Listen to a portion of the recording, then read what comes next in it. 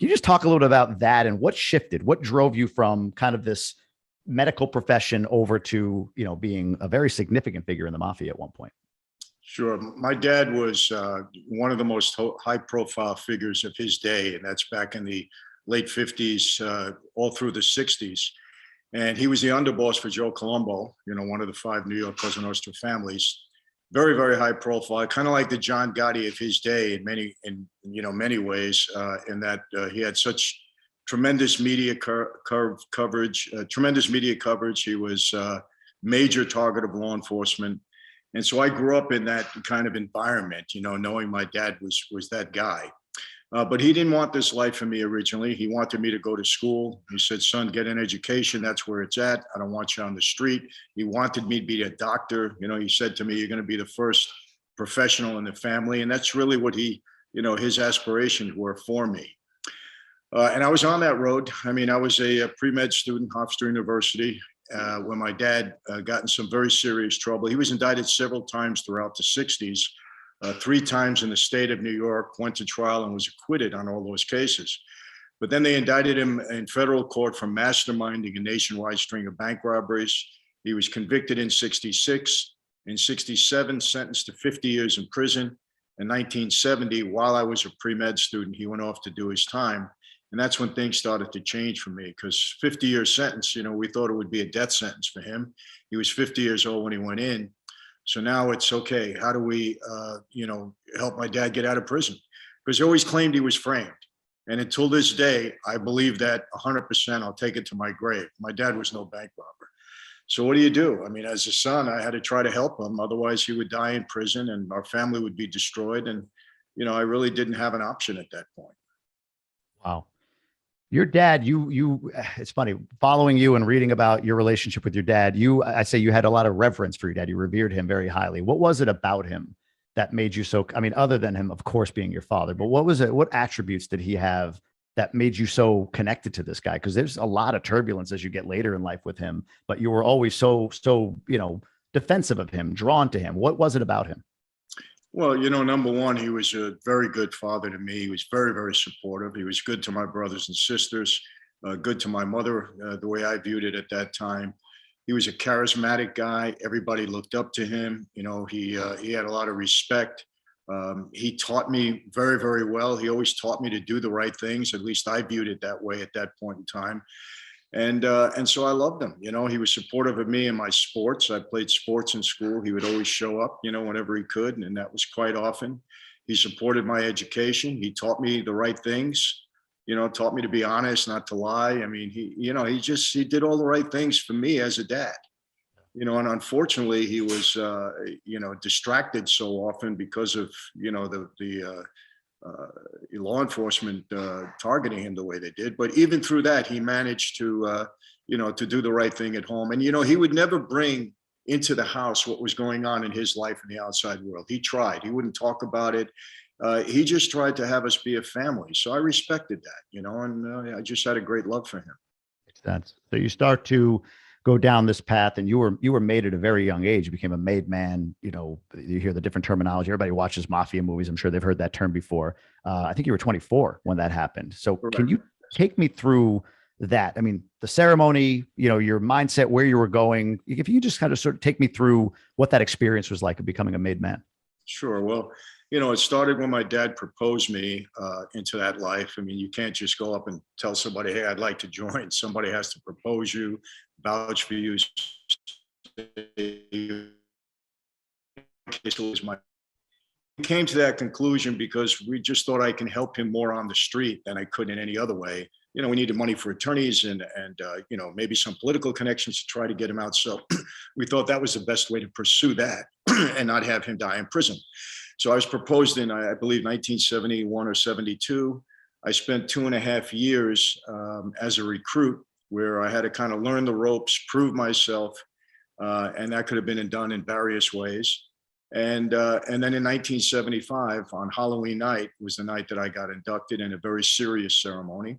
I don't know if you want me to describe the ceremony, but yeah, I think it's interesting. If you don't mind. Yeah, there was 6 of us that night, 6 recruits, and It was late at night. It was in a catering hall that Joe Colombo's son had owned at that time. And, this was obviously a very covert meeting. So we had to be very careful that law enforcement wasn't surveilling or watching us. So it was a dimly lit room late at night. The six of us walked in individually. We took the oath individually. The boss at that time, Tom DeBella, was seated at the head of like a horseshoe configuration. The underboss and consigliere, two official positions with his left and right. And then all of the captains or capos were alongside of them. And we had about 15 in our family at that point. And I walked down the aisle, stood in front of the boss, held out my hand. He took a knife, cut my finger. Some blood dropped on the floor. This is a blood oath. I cupped my hands. He took a picture of a saint. It was a Catholic altar card, put it in my hands, lit it aflame. It didn't hurt. It burned quickly. It was merely symbolic. And he said, "Tonight, Michael Franzese, you are born again into a new life, into Cosa Nostra. Violate what you know about this life, betray your brothers, and you'll die and burn in hell like the saint is burning in your hands." And he said, "Do you accept?" I said, "Yes, I do." And after that ceremony, you're a made man, you're official. And the other five guys went in the room, they all took the oath, and that's how it started for me. You obviously since have moved away from the Mafia, with right in your bio and obviously your whole brand. But even then, I think you talk about like you maybe had some initial doubts right after that ceremony about what did I just do? What did I just sign up for? What did I get myself into? Is that fair? Well, since, there are a lot of guys in that life that aspire to be part of that life their whole life. I mean, they started out young, they were street guys, they were doing things, illegal things, at an early age. Well, that wasn't me. I was a student in school and I had different aspirations at that point in time. I was an athlete, so I didn't go through that process. I really did this to help my dad. And so once I got in, I mean, you realize the seriousness of the oath that you took. I mean, you violate that oath, you could pay for it with your life. So I took it very seriously back then. I can't say, well, what did I do? But I realized the seriousness of it that night at the commitment that I had just made. And I said to myself, look, I'm going to be the best possible mob guy I could be. I want to make my father proud and I want to do the right thing here. And so, that's the impression it left on me that night. Wow. So there's this really cool documentary for those listening, docu-series out called Mafia States of America. Patrick Bet-David hosted it. It's you, Sammy Gravano, people know him, Sammy the Bull, like John Gotti's underboss, well-known dude from the 80s, right? Like, a true blue mobster, like who you think of a mobster, like Sammy the Bull, the name, everything, right? That's what you think of. It's amazing, first off. So kudos to you, and anybody that wants to get it, you can go find it online and buy it. I think it's $39.95 to get the series. The preview in and of itself, I mean, Patrick does a great job of creating intrigue, right? There's this discussion that you're both having where he's challenging sort of your entry into the Mafia. 1975 was the first year anyone had been made in many years. There was this sense that there's a stack of guys that deserved it, in his words, before you, right? You take exception to that. And I'm curious, given the distance you've taken from that life and everything else like that, why does that still bother you? Why does his prodding and pushing and questioning your ability to be made when you were made, why does that bother you? Well, let me make it clear. It only bothered me because that was the first time I ever heard that. That was coming from Sammy. So it was really just my response, Listen, you have to prove yourself. And when you prove yourself to the satisfaction of the boss and the people in charge, you proved yourself, whether it be one day or 10 years or 20 years. Here's the thing. From the 1950s right up till 1975, they had an expression in our life where the books were closed, meaning they weren't making any new guys. The only time they would bring a new guy into the family is if somebody died and they had to replace him, in all of the five families. So the books were closed. So there were guys actually waiting 20 years to be made member of that. Doesn't automatically mean that they were more capable of me, it was just a tough luck that the books were closed. So when the decision was made, number one, one thing Sammy said was true, I believe, that, they gave deference to my dad because my dad earned that. He deserved that. He was the underboss. He was a loyal soldier. He got a 50-year sentence. And if his son could help him in any way get out of prison, well, then he deserved that. But I still had to prove myself. And that's what I tried to explain to Sammy. When the boss says you're ready, period. Whether it be one day. I mean, what I wanted to say to him there, hey, let's say they sent a new guy out on an assignment one day and he did something that was so beneficial to the family that he earned his stripes in one day. You're going to argue with that? But Sammy being Sammy, and I understood that he was an old timer, and maybe, I could see, and honestly, I did have a lot of resentment from the old timers. Now, not only me, but a lot of the younger guys, because I wasn't the only guy. Look, Carmine Persico's son, who was my age, was made at the same time. Joe Colombo's sons were made, pretty much at the same time. So, that's a life where nepotism is the norm, because you want to bring in people that you think you can trust, and if they're groomed within your family, well, you can trust the family members. So nepotism, like in Hollywood, is very big in that life. A lot of guys made their family members and their sons, and, it's just the way it goes. Yeah, well, I mean, you like we talked about, your 18th number ranking of biggest mafia bosses. I mean, you were successful as a member of La Cosa Nostra, right? You were obviously successful. What were like, so you become a made guy. Obviously, you've got a crew. You're running this crew. You're making a lot of money. It was 5 to 8 million a week, I think, at one point, right? Like that's at the peak of your earning days, I guess I could say. Like, what are you earning from? Like, what were the things that you were in that you were earning that much money? Well, I was fortunate in that I knew how to use that life to benefit me in business. And really, that's what it's all about. The life is, look, no major organization exists without financial support.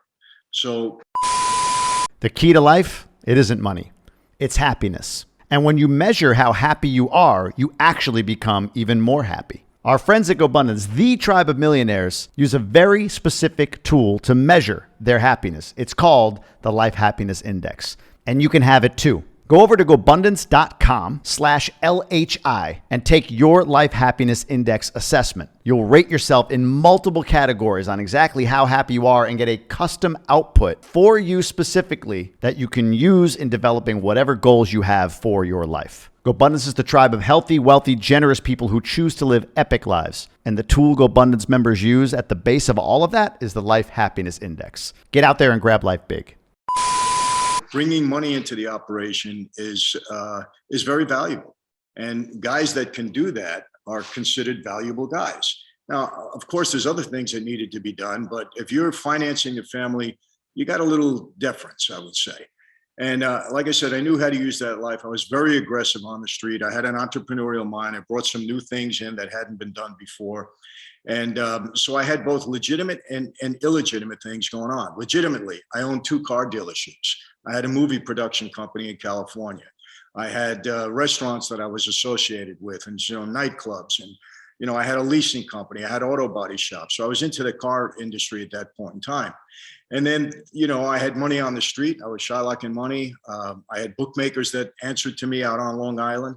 And so I had, both operations going. And then I fell into something that was the most lucrative racket, I would say, at that time in that life. And I'll say this, I've said it before, I'll say it again.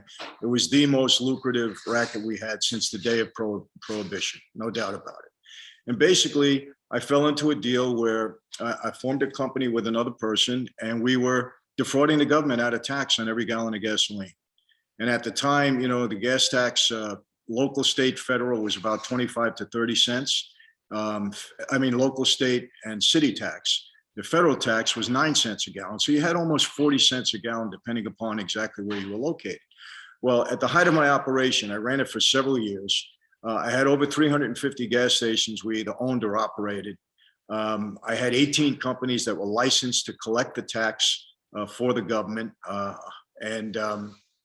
We were doing, 500 million gallons of gas a month. And we were taking down 20, 30, 40 cents a gallon, whatever price we decided to give to somebody. So it was a lot of money. And we were bringing in at times, I want to make this clear. I wasn't putting $8 to $10 million in my pocket. Oh, right. Our operation was grossing $8 to $10 million a week, on average. And, when you have that kind of money, on the street, the same way as in the legitimate world, money is power. And you're kicking that much up to the family. They got their good share of it. It goes well for you. And that's what happened with me.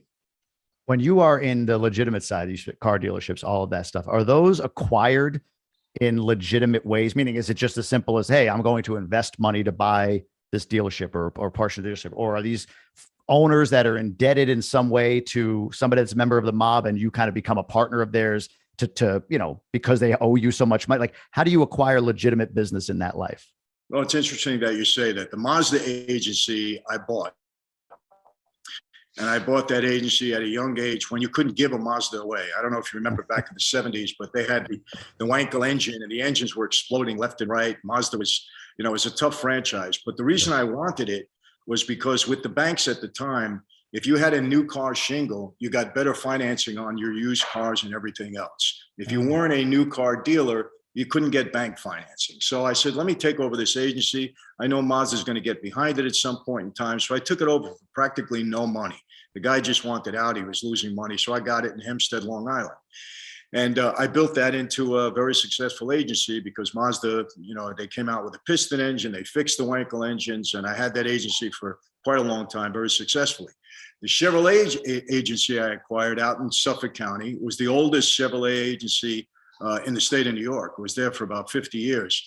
And that I acquired because the owner was a degenerate gambler. And he owed bookmakers that were responsible to me a lot of money. So we took over the agency.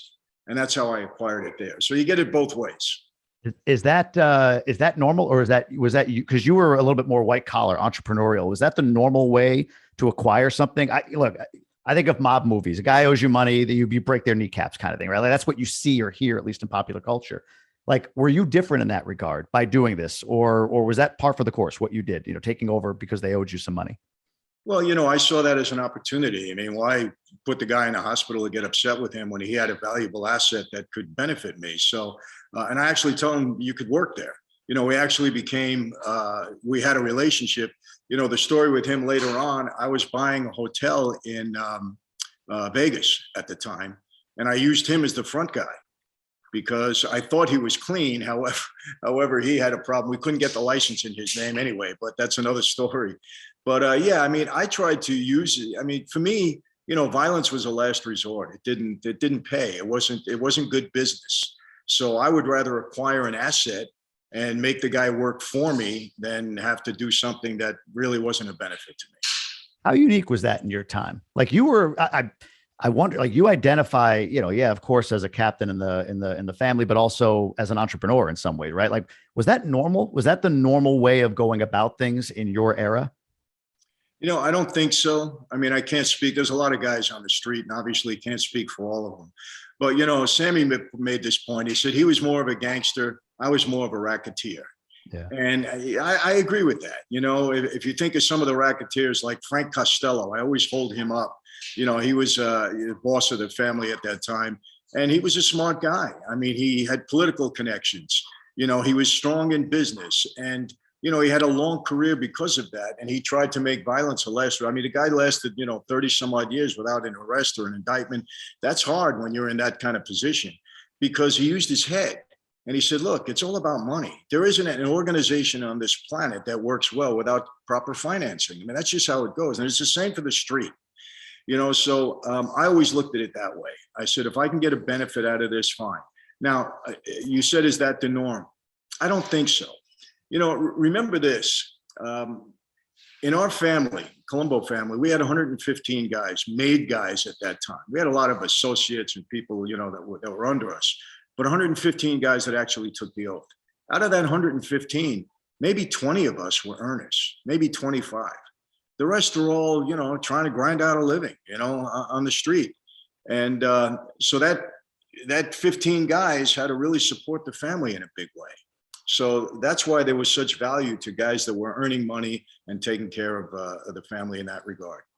So guys like you, Frank Costello, you mentioned that like thought more with their head, violence is a last resort. Could you have had as much success financially or whatever as a pure entrepreneur? Or is that last threat of violence, that last, like, I have this thing, I could still go there, like the one leap you take from entrepreneur to not anymore? Like, is that what creates a level of success for even you, even though you didn't go there that often or didn't want to go there? Is that threat of violence what might have made you a more successful, if you will, entrepreneur, mafia person than if you were just a straight entrepreneur? More successful, I don't know, but obviously it helps. I'll give you an example. When I ran a couple of clubs out on, Long Island and in the city, I would hire bouncers and I would make sure they looked big and strong. And I would tell them, I said, listen, I'm I didn't hire you to bust up my place and beat up people in here every night. I hired you because you supposedly be able to talk the part, and you can talk people out of having to beat them up. So just your appearance alone, that's why I hired you. So I don't want to see you wrecking the place every night when somebody gets out of hand. So it's the same in the mob life. Look, you know where I come from. We have that aura. You know what we can produce if you cause us to. So why don't we just do this the right way? And yeah, it works. There's no question about it. I had a number of incidents where, I could have went the other way. I could have hurt people, put them in the hospital, do all of that. But the fact that I was in the room and they knew who I was and what the mob stood for was enough in many times. Most of the times for me, I made it work for me that way. Yeah. Now you're an entrepreneur today. Would you identify as that? I think so. Yeah. Was that a tough transition? I mean, you have all these entrepreneurial traits, but of course the backing of the mob, like, was it a fairly natural transition, or was it a little more rocky or tougher than you would have thought, being an entrepreneur today versus being sort of a mafia entrepreneur in the past? Well, I have to be honest with that. I mean, when I first got out of prison and had to move out, I was in Los Angeles at that time, and I was under some tough conditions when I walked away and all that kind of stuff. It was very hard for me to get going again, because I had the government still upset with me. I had people on the street still upset. So it really took me a number of years to get myself going. But, honestly, again, I never realized when I got out of the life just how intriguing the life is to other people, until I started speaking and I started to see that I had a platform because of my former life. Yeah. And, that's the truth. And I can't downplay that. It's the truth, even in my faith, it's a big thing because the life that I left and where I am now. So the aura of that life in many ways still works for me. Yeah. What was the turning point for you? So what was it that made you say, maybe this isn't for me? What was the beginnings of that? Yeah. Well, there were a couple of things that happened. It's a tough life, and you got to understand that a lot of things happen along the way. There's a lot of politics in that life, and a lot of things came into play. But really what happened, the icing on the cake for me is in the mid 80s, when the racketeering statute really became widely in use. And you got to give Giuliani the credit for that in the Southern District of New York. He started to realize how powerful a tool the RICO statute was. And he started to indict a lot of guys, bosses who were insulated up till that time. So I got indicted after Giuliani indicted me on a RICO case that I beat. I was acquitted in that case, or I probably wouldn't be here now. He was going to give me 100 years. But, I beat that case, but I was in jail for a while because on another case, they gave me no bail. And I was in with so many guys that had been arrested at that time and indicted. And I'm watching guys go to trial and losing and getting 100 years, 150 years, 70 years. And I said, man, I'm the youngest guy at all of these guys. I said, I've already went to trial 5 times. I got a huge bullseye on my back. These people want to put me in prison forever. So I started to realize we're in trouble. And then I seen guys becoming informants. Greg Scarpa, one of our guys, was an informant for 20 years. We didn't know it. Willie Boy Johnson, one of Gotti's guys, who I was shylocking money with. He was a friend of mine. He's an informant for 20 years. Other guys going down. I'm saying, man, guys don't stand up when they're facing 100 years in prison. I said, we're in trouble. So that's when I realized I got to start to make an exit here. And then, of course, without going too far ahead, I met my wife, who's now my wife for 38 years. And I said, she was a young girl. She was 20 years old. I fell in love with her. And I said, what am I going to do? Marry her and then go to jail for the rest of my life? I have to make a choice.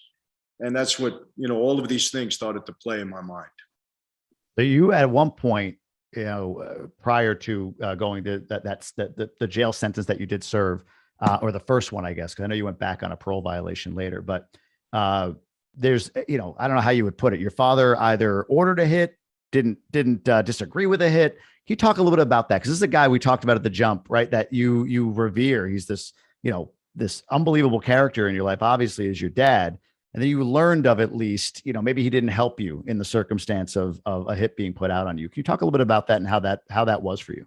Yeah, you got to understand my dad's mentality. My dad was Cosa Nostra till he dies. And for me, what I understood about my father is his legacy meant more to him than anything else in his life. He wanted to be known as a stand-up guy. And, I give Gotti kind of that credit because he was Cosa Nostra till he died, but Gotti was a lot more outspoken about it, where my father tried to be low key. He really did. For him, the mafia didn't even exist. If anybody asked him, he would say it's a joke. He's not part of it. So when I walked away and a contract was put on my life by my former boss, I mean, that's a fact. The feds came into prison and said, hey, your father went along with it. He didn't order it, but he went along with it. Now, my dad's out on the street. His son allegedly is going to be a major witness because that's what the feds were trying to sell everybody on the street. They were trying to, force me into cooperation, scare me in that regard. That wasn't going to happen. That's not what I wanted to do. But everybody had that thought. And who walks away? Nobody walks away. Usually when you leave that life, you're in a witness protection program, you're testifying against everybody. Well, I didn't go into a program. That's not what I wanted to do. So my father really, what choice did he have? I mean, he didn't want to, you know what I mean? Yeah. He was put in a position where he had to say, okay, my son broke the oath, so the word was out on the street. So maybe he said some negative things about me. Who knows? I don't know. But, he was on the street at that time. He had to protect himself. Now, I want to make this clear. Do I think my dad would ever put a bullet in my head? No, I don't believe that. Not at all. But he was in a tough position. And, I sent word out to him. I said, Dad, I'm not going to hurt anybody. Don't worry about it. And I think in his heart, he believed me, even though that's such a tough situation, because walking away was even foreign to him. He didn't see that happen before. But so hopefully I explained it properly. You did. No, I appreciate that. I'm curious. So your mom passed in, I think, 2012, right? I think you've said like 33 years of resentment, I would say, built up for your father, right? You had your siblings. Some of your siblings are, I think you have a sister that died of an overdose. Your brother turned informant. He's had his demons. Of course, you've gone through what you've gone through in your life. And fast forwarding a bit, and then we'll kind of go back. But do you harbor any? I mean, your dad died in 2020. He was like 103. I mean, he lived a full life. Do you harbor any resentment against him for the life that you and your family have had over your entire lifetime? I don't want to say resentment. I don't think that's the right word. But, I did have one confrontation with my dad, so to speak. He denied ever going along with that hit and all that stuff. And he denied there was another incident where my dad, in my eyes, betrayed me. He could have stood up for me and he didn't. And that was another time, when we were both on the street. And that hurt me. It hurt me a lot because I saw that as a betrayal and I was shocked by it. But I don't want to say I resent him, but I did have a conversation with him. And I said, Dad, this life has destroyed our family. And he said to me, this would have never happened if I wasn't framed. And I said, Dad, but you weren't framed for being a doctor, a lawyer, or a priest. You were framed because you're a mobster like me. I said, it comes with the territory. I'm not saying it's right. I disagree with that. Don't get me wrong. But as a result of that, our family was destroyed. And he would never take responsibility, never. And as a matter of fact, a lot of times he'd blame my mother. And I said, how do you blame my mother for this, And for a long time, I think my guilt was the fact that I supported my dad all along and I went against my mother. I argued with my mother a lot until, the few months before she died, I started to realize she really opened up to me. And she said, why did you take this attitude with me? I said, I went 33 years without a husband. I said, my daughter died. My son's a drug addict. Look what happened to you. I never wanted you in that life. And it kind of hit me. It kind of hit me that, I understood at that point, but it took me all that time. And then she passed away a couple of months later. So I was upset with the fact that my father would never take responsibility for what happened to our family. And I thought that was wrong of him. I think of until today. And I think that was ego or pride or maybe guilt. I don't know what. But I don't love him any less. I don't have a resentment towards him. No, I don't. But, the last couple of years of his life, we were still, I visited with him, and all that. We did that. But there was something missing there between us. Not love, but there was just something missing, if you know what I mean. Yeah. Well, he was fully devoted even to the day he died, correct? Was he not? He identified as a La Cosa Nostra member. Yeah or no? Yeah. Look, quietly between he and I, when we were both together, he would tell me, Michael, this life is full of baloney, and he would tell me about the treachery and this and that and that. but yet he would never, ever betray his oath. And to me, that was pride. It was ego. And I say it, his legend in that life meant more to him than anything. And as a result of that, my family was destroyed. And, that life is not conducive to a good family life. And I don't know, look, a lot of times I've described that life as being an evil lifestyle. And I tell it to gangbangers and I tell it to these kids on the street. I said, because I don't know any family of any member of that life that hasn't been devastated. So any lifestyle that does that to an innocent family is evil. And that's how I try to tell, I try to tell these kids, if you love your family, why are you going to do this to them? If you're a single guy, you're on your own, you want to go for it, go for it. You're going to suffer anyway, but at least it's only you. But, you got a family, you're destroying the people you love. And I'll stand by that until I take my last breath, because that's the truth. You weren't able, well, you either opted to not to, or weren't able to attend your dad's funeral, if I'm not mistaken. What was that like for you? Was that a decision? Was it something that just, the circumstances were such that you couldn't, or just talk about that a little bit, if you don't mind? Yeah. Look, and I've been criticized. People say, I wasn't close to his father because he didn't attend his funeral. Listen, I knew what the situation would be. I didn't want to take, I knew who was going to be visiting my dad in the funeral. And I didn't want to put the attention on me or cause any disturbance or have anything go in that funeral parlor that would in any way be disrespectful to my father. People were there to give reverence to him and to say their last, goodbyes and give their condolences. And, I was told, I'm going to be honest with you, law enforcement said, Mike, what do you need it for? There's rumblings in the neighborhood, why? So what do I need that for? Now, did I visit afterwards? Of course, and like that, but I wasn't there to be the center of controversy or attention. So is that going to New York generally for you at this point? Like, is it just a place that you just don't go? No, I have 2 daughters still in New York. I have family there. So I've visited many, many, many, many times. I don't advertise it. Right. For a long time, I wouldn't do a speaking engagement there, but I do them now. Listen, here's the deal. I never hurt anybody or put anybody away. Yes, I violated my oath. I betrayed my oath, because remember what omerta means. Omerta means you don't even admit that the life exists. So I have violated and betrayed my oath in a big way, but I didn't put anybody in prison and I didn't look to hurt anybody. I wasn't, when I walked away, it wasn't because I was mad at anybody. I didn't say, I'm going to get even with the life, right? I took a 10-year prison sentence because it was the best deal that I could. I didn't cooperate to get the 10-year prison sentence. It's a matter of record. It was the best deal for me to try to preserve my life. So, in that regard, I'm okay. There's not people looking to hunt me down. But here's the deal. I can't go back to Brooklyn and say, hey, guys, I want to move back into the neighborhood. That's like thumbing my nose in their face. That's putting people on the spot. Why would I do that? But is anybody actively out there, because they really got it in for me? The only people that got it in for me are people on YouTube and social media that I don't even know. I never even heard of them before social media, that just want to talk about me and say whatever they say. But, again, it comes with the territory. You put yourself out there, you're going to have negatives, positive, and hopefully the positives outweigh the negatives. And I think in my case, that's the case. 100%. Do you, this is more of an ignorant question. What is the status of the Mafia today? Like, you just don't, is there still, I know it's not what the 80s and before that were, I don't think, at least, but is it still, prevalent? Is it still a big driving force in cities like New York or other places? Or is it, kind of gutted at this point?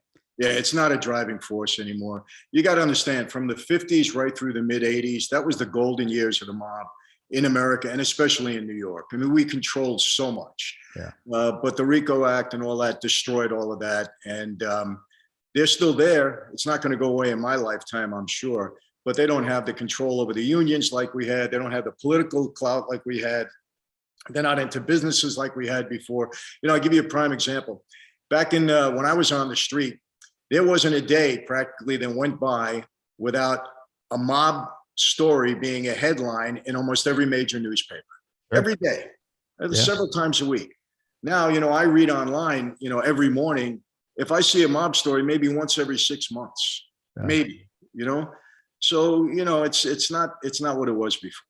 What is it then? Like, so what is a mafia member today? Like, what's the value of being one for them? I don't know how much value there is right now. I mean, look, still extortionate means, shaking people down, still get involved in gambling in a way, even though, today people can gamble any way they want. Right, right. Um, so there's still rackets like that going on. And obviously there were a couple of busts, in the last year or so where people were still shaking people down and trying to use the unions and all of that. But it's not anywhere near to the level. I mean, look, to me, to become a member of that life today, you got to be out of your mind. Out of your mind. With the government resources, with the informants on the street, with the tools and weapons that they have, it's crazy. You had a relationship, at least to some extent, with John Gotti. We talked about him. It almost feels like, in popular culture, he's probably the last, hyper famous mafia guy that we know of. What was he like outside of what we saw in the newspapers? When I was growing up, 80s, 90s, I told you, I grew up on Long Island. Like, yeah, I always heard about John Gotti, right? So what was he like on the other end, on your end? What was he like as a guy on the streets with you, or as a mafia boss? Just kind of curious. Well, listen, socially, he was a lot of fun. I didn't go out with him all the time, but the few times that I did bump into him in regimes or places in New York, it was a lot of fun. He was, a bigger than life character. He was very charismatic, in my opinion. And, you couldn't miss him. Let's put it that way. Business wise, he was very difficult to deal with. John was narcissistic in a way, and I don't think I'm saying anything out of turn. He never wanted to lose an argument. If you had a issue with him, you had to know how to outsmart him if you were going to get your way, by letting him think he won when you got what you want anyway, because he would never walk out of an argument thinking that he lost. Never. So, he was very difficult to deal with in that regard, at least when you were his opponent. Now, if you were part of his crew and his ally, maybe it was different. Look, there's been a lot of tapes where he said a lot of things that kind of, display his character a little bit, the way he carried himself. But, I had nothing against him. I didn't want to be in business with him because I knew it would be hard to tolerate. But other than that, I had nothing against him at all. Wow. Yeah. It felt like I couldn't go through this without at least asking about him. So let's Sure. flash kind of back and then forward. So you get a 10-year sentence. You serve about 45 months of that. I served, I think, 43 months on the original 10. Yeah. On the original 10, you're released. There's a parole violation. You're put back in prison. And if you don't, I think somewhere in there is where you found the path to the lifestyle that you have today. Do you mind just sharing, what was the moment? What was it that pivoted you from, as I said in the bio, from, actually, I think you said it. What was the exact phrasing? Former mob captain, becoming a soldier in the army of the Lord Jesus. What was that pivot point? Talk through that if you don't mind. Well, understand this. I had married my wife just before I went into prison, rather. And so she was a strong Christian, as was her mom, my mother-in-law. And they were preaching the gospel to me in a way, during that time. But quite honestly, I wasn't buying into it. I was listening and I was being courteous and I respected their views, but it didn't sink in for me. I was always a guy where I was in control of myself and I can handle anything and I'll get things done. I'm that type of personality. But when they violated me, on this nonsense violation, and basically, look, I was trying to make the government believe that I was a good guy now. I was out of the life. Yeah, I'll cooperate with you a little bit. But in the end, I was trying to manipulate them. I knew that I wasn't going to get on trial and testify against any of my former associates. So, I was trying to manipulate them, and I did. And it caught up to me, and they realized that. They violated my parole, threw me back in prison, said, we're not talking to you anymore. We're putting you away for the rest of your life, because they realized I was playing a game on them. And they said they were indicting me on new charges, and they violated my parole. They gave me the maximum 4 years on the violation, and they were going to hit me with other charges, the whole thing. So that first night in the hole, they put me in LA County, because they were going to bring LA federal jail in LA. And they were going to transport me back to Brooklyn, where my case was, in the morning to face the judge. It was the worst night of my life. It was a night that I really felt I lost control of my life. They're going to put me away forever. I'm going to lose my wife. We got 2 little babies at home. They can't put me out on the yard because the word is out that I was, that I was looking to hurt people. I said, I'm going to spend the rest of my life in a hole, in just 6x8 cell. These people hate me. So it was the first night, honestly, that I felt hopelessness. I said, there's nothing I can do about this. I'm done. And it was a prison guard that actually handed me a Bible that night. He looked in on me. He said, you don't look good. And originally I chased him. I said, get away from me, man. Don't bother me. And he came back, pushes the Bible through the slot on the door. And I picked it up, and I can honestly say my journey of faith started that evening. And for the next 29 months and 7 days, because you count the days when you're in solitary, you count the days in prison, I spent, reading my Bible, but I did it differently. I was looking for evidence.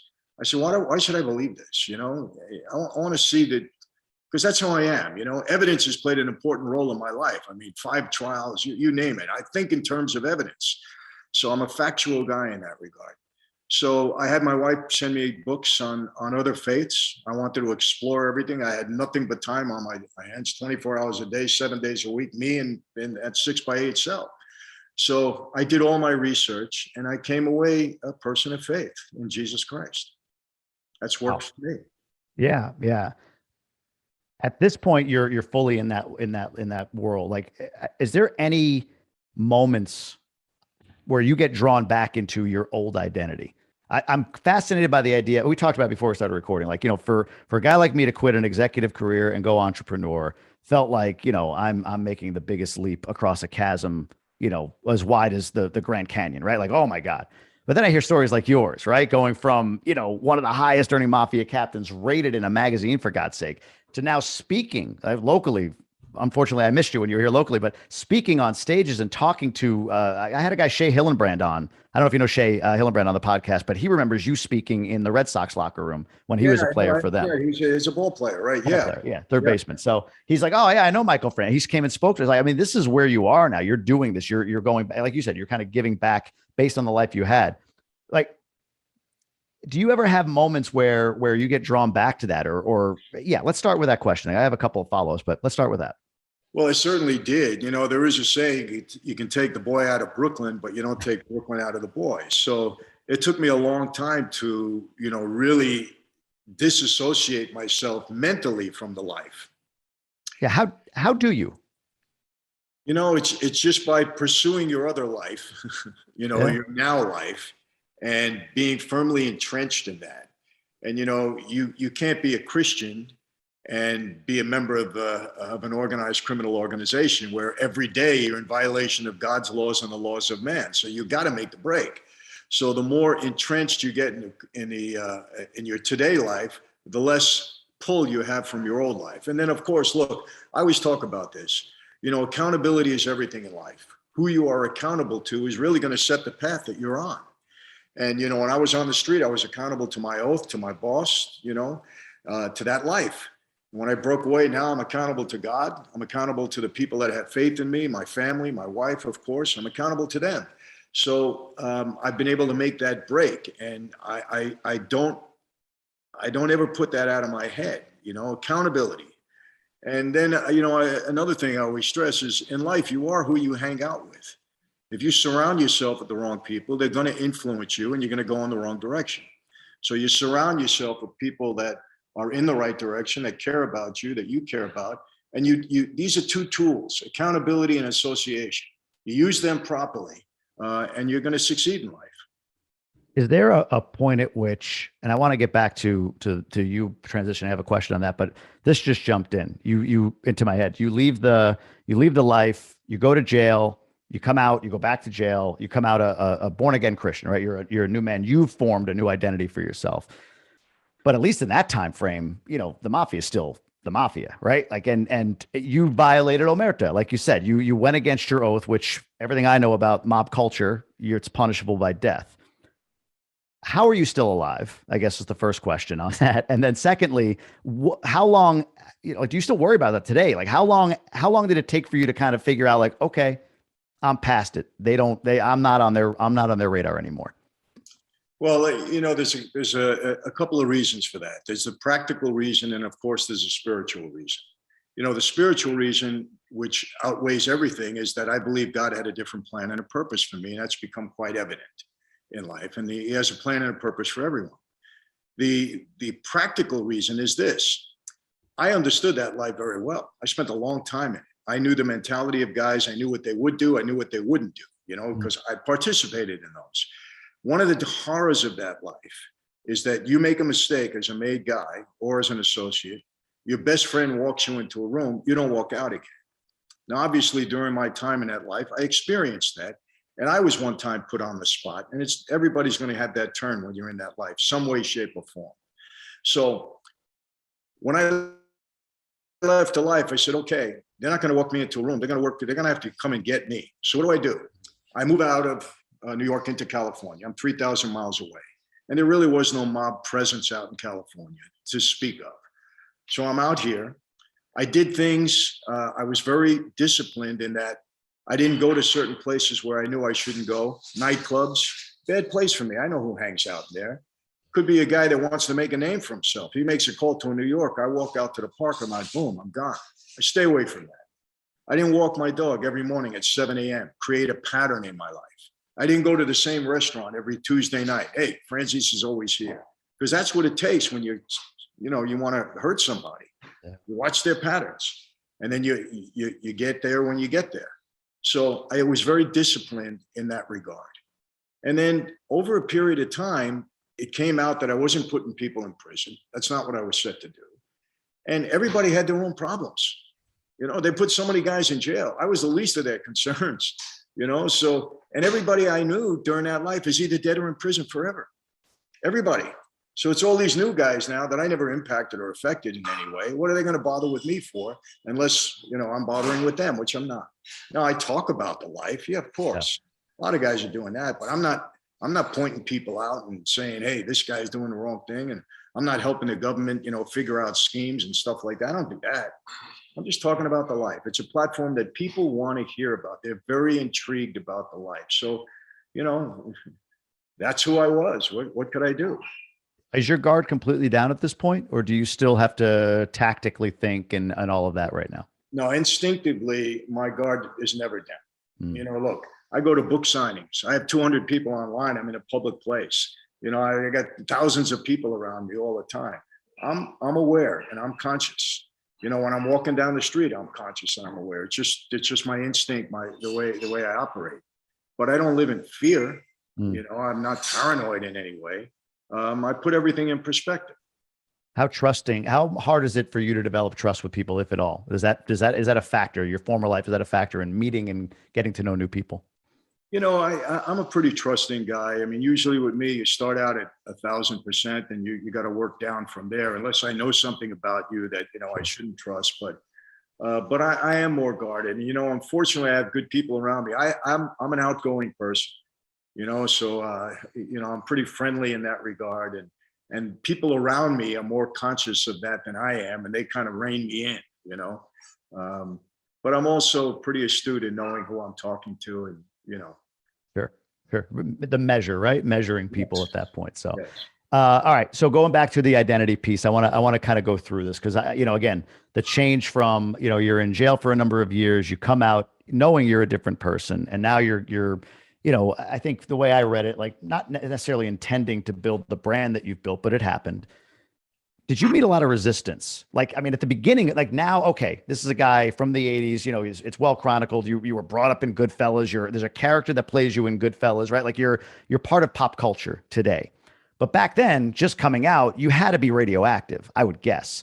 So did you meet any resistance in, hey, yeah, I could talk to young kids about not going into that life, or I can talk to different Major League Baseball players or NBA players, different locker rooms. Like, did you meet any resistance back then that maybe made you feel like, man, they're just never going to give me a chance? Not at all. As a matter of fact, I was sought after. Yeah. I mean, I never intended to be a speaker. I didn't know what I was going to do when I got out of prison. I was starting, the wheels were turning, but to me, it was just the entrepreneurial, okay, I got to get into business in some way.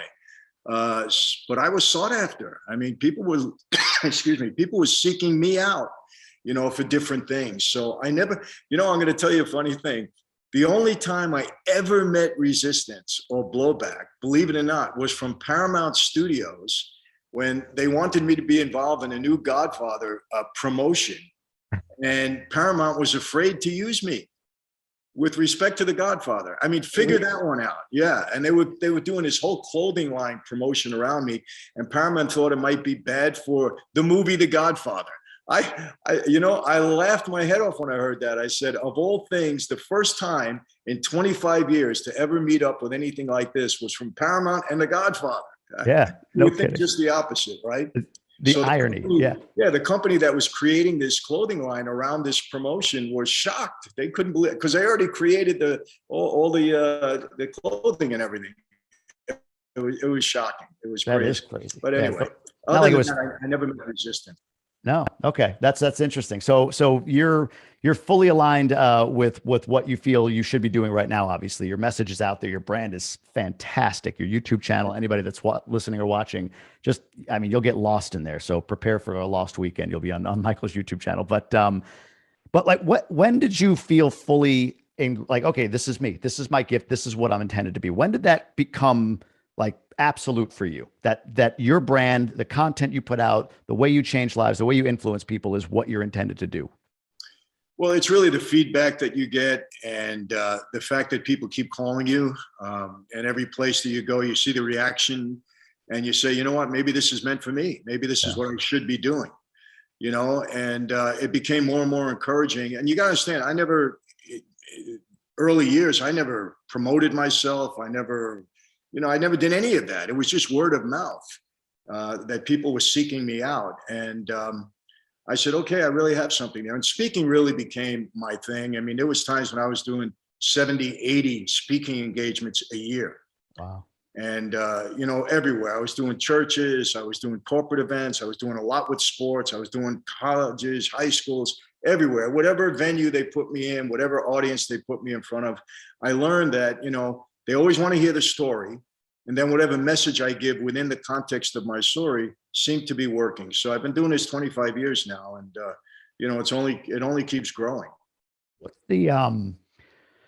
What's the thing that you're learning from? Because I know you have a community, you coach to some extent in that regard, if I'm understanding it right. Like, what do people come to you for? Like, what is it that they're most in need of? Is it strictly, criminal life to legitimate life and finding God, or is there executive guy to not being an employed person? Like, what do people come to you for? Why are they drawn to you? What do you coach on mostly?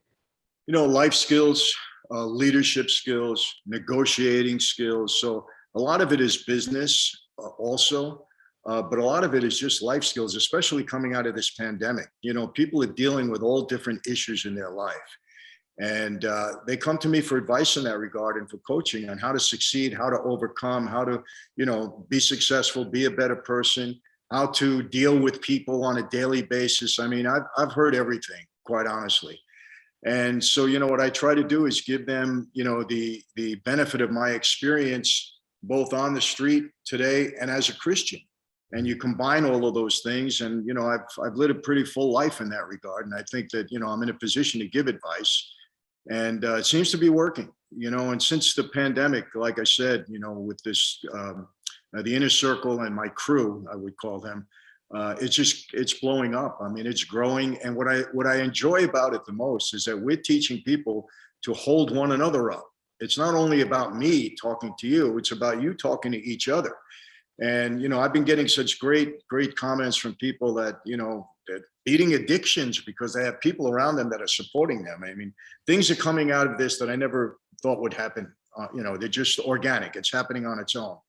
So, and I'm hoping, quite honestly, that this is something I leave behind, and it's kind of a legacy that, somebody will take it over and continue to have a community like this where people can just learn whatever it is they need to learn. And we're not talking about, learning like in school, and people, we talk about negotiation just briefly. I'll give you an example. I tell people, you're negotiating every day of your life about something. You're a married guy, you're negotiating with your wife, your kids, your next door neighbor, you're in business, you're always negotiating with somebody at some point in time. And there's a skill to negotiating, whether you're in the boardroom or you're in your home, how to get by and get along with people. And people, they don't think of it that way. But, so just little things like that you can plant seeds in people's head and give them a little direction. If they pick up on it, it's a big benefit to them in their lives. And we've seen it really over this past year and a half. We've seen it grow and blossom in a lot of people, and it's very rewarding. Yeah, I think community is the currency of the future, especially as connected as we are nowadays. And the pandemic brought us even closer. People are more comfortable on video. People are more comfortable with the kind of the virtual interaction. So, like wherever you are in the world or the country, it's easier to find like-minded people. And your whole story really is about proximity, I think, right? When you wanted to be a mafia member, a mobster, you were around mobsters, right? You meet your wife and her mother. They're Christian based. That planted the seed for what you are today to some extent, right? And now you bring people together around these life skills you're trying to teach, and they have that community. They don't need you in there all the time, like teaching or telling or whatever. They can get that from one another as well because they're like-minded. So I think that's fantastic. Couple, I want to, I want to make sure people know where to follow you and some of the things that you want to make sure people know where to get them. But I am kind of curious. Favorite Mafia movie? My very there's kind of a tie in many ways. Let me be clear on this. The greatest mob movie ever, really, Godfather 1 and Godfather 2. Sure. Brilliant in every regard. I mean, you have to rate them as number 1 and 2 in the history of mob movies, right? At least in my opinion. It's because they're accurate in your mind? Like, is it like, wow, that really captures it? Or were they just great entertainment? Just great entertainment, not totally accurate, but a lot of seeds of accuracy in it, Sure. And just brilliantly written, brilliantly portrayed. Everybody did a wonderful job. And, to me, a movie, when every scene is something you don't want to miss, every word coming out of somebody's mouth, you don't want to miss. That's Godfather 1 and Godfather 2, right? One of the greatest mob movies that people don't, they don't know about as much because it was a television movie, and that was the HBO Gotti movie with Armand Assante. Now, the reason I love that movie is because it was my era. I knew all the players, and Armand Assante was brilliant as John Gotti. And the movie was extremely accurate. A lot of the information came from reliable sources, and a lot of the tapes. Remember, there was 2,000 hours worth of tapes, on Gotti and his crew at that time. And it was just brilliant. Everything about it was brilliant. Anthony Quinn, brilliant as Neil Delacroix. I mean, everybody was brilliant. So I love that movie. Goodfellas obviously was terrific. A Bronx Tale was terrific. Yes, terrific. And Chaz Palminteri and I have become good friends. And it was just a brilliant movie. And another one was Donnie Brasco. Now, I will tell you this, in my opinion, that was Al Pacino's best role as a gangster. Wow. He captured that role brilliantly. Everything, his movements, his dialogue, it was brilliant. So, and then look, Casino was a great movie. I mean, it's hard to not enjoy these films. My two, you mentioned them. One was Bronx Tale. I think Chaz Palminteri is the most underrated, amazing actor of ever. I'm a huge fan of him. He has a one-man show, I think. He might have been at Andiamo as well, right? Right before you? He was at the Andiamo, yes. Right? So, yeah, he is a brilliant, brilliant actor. He's a guy I keep tabs on. In that movie, he was just fantastic. Now you just can't leave. I'll never forget that line. Now you just can't leave. Oh, you know what? And he's a great guy too. I mean, we've become very friendly. Him, his wife, and his son, just great people. Yeah. And then Donnie Brasco is the second one. And it's funny because in researching you and learning more about you, I've seen the Chaz Palminteri episodes, which are so casual. He's interviewing you at points. It's him on your show, but he's just this. He's in the right space for him, meaning like he's a great actor and a great person on camera, on screen. But Donnie Brasco. I'll give you a little inside information. He and I, it looks like we're coming together to do a podcast together. And the first series we're going to do is on Machiavelli. Wow. And our take on it. And I think it's going to be very informative, especially to people in business, because Machiavelli, look, he was a brilliant guy. In many ways, he was a little bit out there, but he was brilliant. And a lot of the things that he taught are very useful. Interesting. Well, if you need a fly on the wall just to sit there and listen, I'll volunteer. That would be, but yeah. And then Donnie Brasco, Lefty Ruggiero was the character that Al Pacino played, right? So probably my original favorite mob movie until I found The Bronx Tale, which was, I think, in '96 that came out. So very fascinating. What about the best mob actor period? You mentioned Pacino's best role, but who do you think portrays, the attitude or the mafia the best? Well, it depends on, which guy, but let's say Joe Pesci in that kind of thug role. Nobody beats Joe Pesci. He was amazing in that regard. Armand Assante as John Gotti. He played John better than John played himself. Let's put it that way. He was brilliant. Anthony Quinn, brilliant as Neo. I mean, these are standout performances that I don't know that people really see it the way I do. Of course, De Niro is brilliant. Chaz, like you said. I mean, there's so many of them. It's hard to say. They're neck and neck. Yeah, they're neck and neck. They're centimeters apart. On this topic of celebrity, before we wrap here, I'm curious because in your book, In Blood Covenant, which again I'll recommend it, Audible, Amazon, grab the book. In that book, you talk about the earlier days, the 60s, 70s, or even your dad. There's a lot of interrelatedness between the mafia and celebrity. I mean, even the first story, you talk about your father walking into a record producer's office and the connection there, and some of the acts that record producer had.